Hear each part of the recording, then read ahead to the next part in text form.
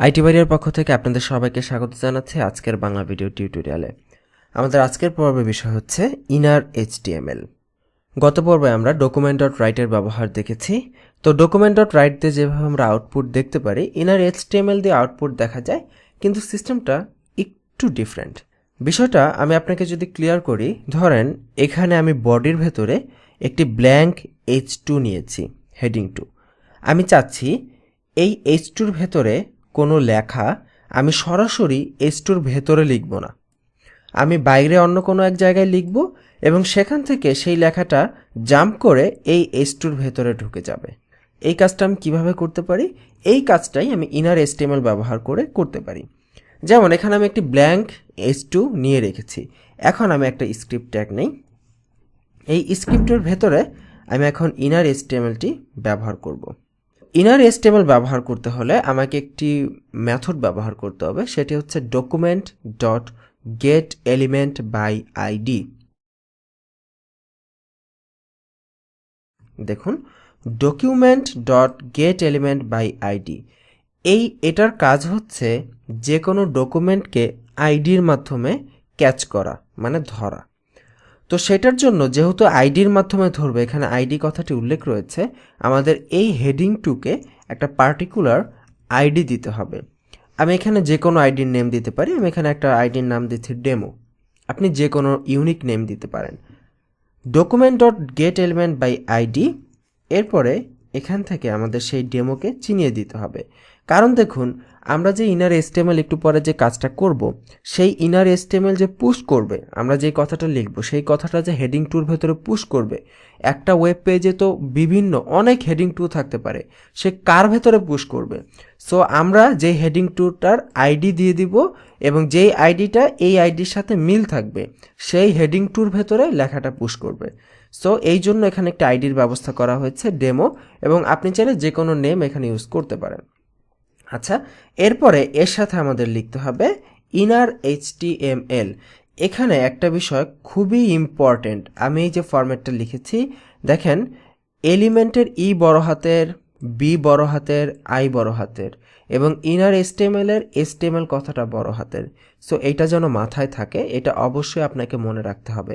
কারণ আমি আগেই বলেছি জাভাস্ক্রিপ্ট একটা কেস সেন্সিটিভ ল্যাঙ্গুয়েজ। যদি একটা অক্ষরও বড় হাতের ছোট হাতের উলট পালট হয় তাহলে কিন্তু কাজ করবে না। ওকে, সো ইনার এইচটিএমএল তারপরে ইকুয়ালস টু, এখন আমি কোটেশন মার্কের ভেতরে যা লিখব তার সব কিছুই এই হেডিং 2-র ভেতরে চলে আসবে। আচ্ছা, আমি কিছু লেখার পূর্বে আগে পেজটা একবার রান করি, তো রিফ্রেশ করি। দেখুন, পেজটা কিন্তু বর্তমানে একদম ফাঁকা আছে। তো এখন আমরা এই ইনার এইচটিএমএল-এর ভেতরে আমরা কিছু একটা লিখি, যেমন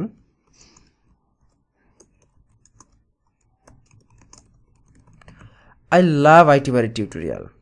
এবার যদি পেজটা রিফ্রেশ করি, দেখেন আই লাভ আইটি বাড়ি টিউটোরিয়াল কথাটা চলে এসেছে। আমরা যদি এটাকে রাইট ক্লিক করে ইন্সপেক্ট এলিমেন্ট করি, আমরা দেখতে পাবো হেডিং 2-র ভেতরে এই কথাটা চলে এসেছে। দেখেন এই যে হেডিং 2, এর ভেতরে আই লাভ আইটি বাড়ি টিউটোরিয়াল কথাটা এসেছে। তার মানে কি বোঝা যাচ্ছে? এখানে বোঝা যাচ্ছে যে হেডিং 2-র ভেতরে এই যে কথাটা আমি এখানে লিখলাম আই লাভ আইটি বাড়ি টিউটোরিয়াল, এই কথাটা হেডিং 2-র ভেতরে পুশ করেছে কে? Inner HTML. শুধুমাত্র হেডিং না, আমরা চাইলে এখানে প্যারাগ্রাফ বা যে কোনো এইচটিএমএল এলিমেন্টের ভেতরে এইভাবে আমরা ইনার এইচটিএমএল দিয়ে পুশ করে দিতে পারি। এখানে যে শুধুমাত্র টেক্সট আমরা পুশ করেছি I love it by tutorial এমন না, আপনি চাইলে এখানে গতবারও আমরা দেখেছি না যে আমরা যোগ বিয়োগ করতে পারি, ঠিক একইভাবে আপনি যদি এখানে 5+6 দেন এবং সেভ করেন, আপনি আউটপুটে দেখবেন 11 পুশ করেছে। দেখেন, যোগ করে 11 পুশ করেছে। আপনি এখানে যত খুশি দিতে পারেন, নো প্রবলেম, ও সেটাই এখানে পুশ করবে হেডিং 2-র ভেতরে। সো দেখেন কত মজার ব্যাপার না, যে আমি হেডিং 2-র ভেতরে কিছু লিখতেছি না, বাইরে থেকে আমি হেডিং 2-র ভেতরে এলিমেন্ট ঢুকিয়ে দিতে পারতেছি। সো জাভাস্ক্রিপ্ট হচ্ছে অনেক মজার একটা ল্যাঙ্গুয়েজ, বিভিন্ন ধরনের অনেক ইন্টারেক্টিভ কিছু করতে পারবেন।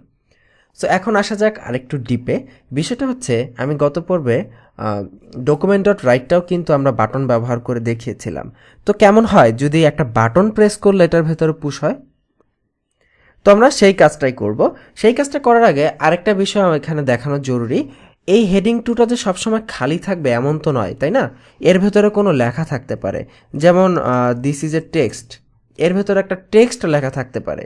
তো এর ভেতরে যদি নর্মালি কোনো টেক্সট লেখা থাকে, আমরা এটাকে ব্ল্যাঙ্ক করে দিই, রিফ্রেশ করি, দেখুন নর্মালি এর ভেতরে হেডিং টুর ভেতরে একটা টেক্সট লেখা থাকতেই পারে, দিস ইজ এ টেক্সট। তো আমরা যখন ইনার এসটিএমএল দিয়ে কোনো কিছু পুশ করব, যেমন আমরা যদি এখানে লিখি নিউ টেক্সট, যে কোনো একটা কিছু লিখলাম, লিখে আমরা যদি পেজটা রিফ্রেশ করি, আপনি দেখবেন আগে যে টেক্সটটা লেখা ছিল সেই টেক্সটটা পরিবর্তিত হয়ে আমি যেটা পুশ করেছি সেটা চলে আসবে। তার মানে আপনি চাইলে পেজের ডিফল্টভাবে একটা টেক্সট শো করাতে পারেন, পরবর্তীতে যখনই কোনো কিছু পুশ করবে ইনার এসটিএমএল, সাথে সাথে সেই টেক্সটটা চেঞ্জ হয়ে অন্য আরেকটা টেক্সট চলে আসবে। এই কাজটা আপনি জাভাস্ক্রিপ্ট দিয়ে করতে পারেন। তো এখন আমি যেটা বলছিলাম, বাটন ব্যবহার করে কিভাবে এই কাজটা করা যায়। বাটন যদি থাকতো তাহলে কত ভালো হতো, তাই না? আমরা বাটনে প্রেস করতাম আর লেখাটা চেঞ্জ হয়ে যেত। সো বাটন ব্যবহার করা আমরা চাইলে অন ক্লিক ফাংশন ব্যবহার করে অন ক্লিক অ্যাট্রিবিউট দিয়ে বাটন ব্যবহার করতে পারি, অথবা জাভাস্ক্রিপ্টের ফাংশন দিয়েও আমরা করতে পারি। তো যেহেতু আমরা এখনও একদম বিগিনিং লেভেলে আছি, আমরা জাভাস্ক্রিপ্টের ফাংশন সম্পর্কে এখনও জানি নাই, সো আমরা এটাকে অন ক্লিক দিয়ে করব।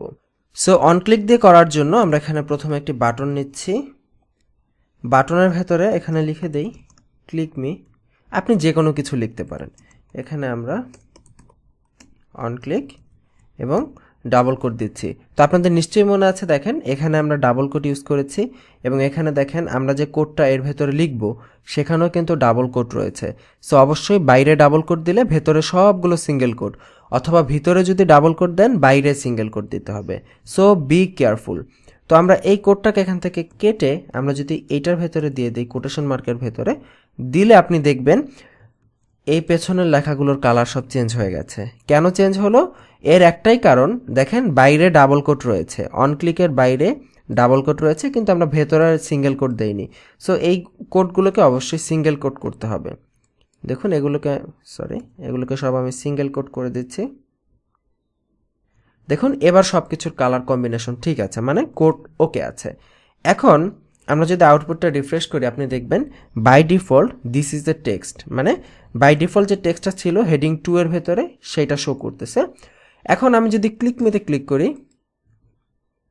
আচ্ছা এখানে আমাদের কোডটা কাজ করে না, এখানে এই ব্র্যাকেটটা কাটা পড়ে গেছে, সেভ করি। এবার যদি আমরা ক্লিক মেতে ক্লিক করি, দেখেন নিউ টেক্সটটা চেঞ্জ হয়ে গেছে। তার মানে কি, কত চমৎকার! আমরা বাটন ব্যবহার করে আমরা দেখলাম যে খুব চমৎকারভাবে আমরা বাই ডিফল্ট হেডিং 2 একটা লেখা থাকবে, বাটন ক্লিক করলে হেডিং 2 লেখাটা চেঞ্জ হয়ে যাবে।